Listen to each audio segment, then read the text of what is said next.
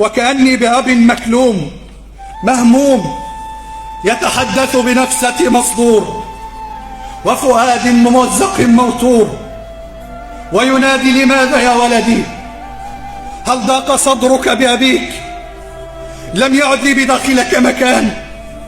لما يا بني تعجلت؟ قدر سيأتيني ونسجت بيديك الأكفان.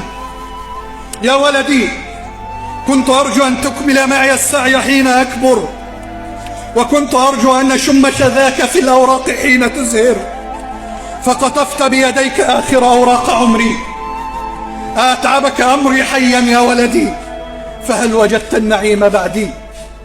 كنت أرجو أن تكون رفيق عمري وتكون عزي وعزوتي، وكنت أرجو أن تكون عصاي أتكئ عليها حين تخور قوتي.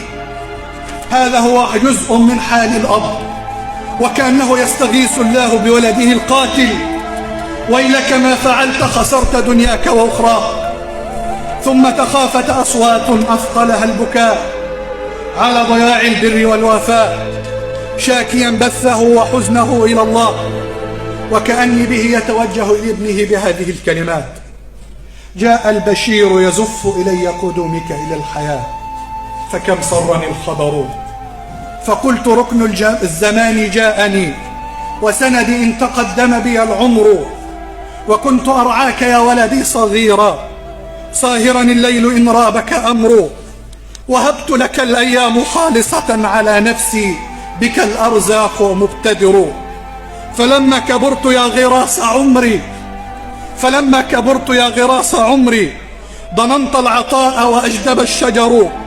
وضاقت علي أرض الرفقاء بما رحبت، وضاق بي منك الصدر. فلما وهن العظم مني وجاءنا الشيب يطلبني لينقضي الدهر، رميتني بسهام العقوق صائبة، وما لي على جرحها جلد ولا صبر.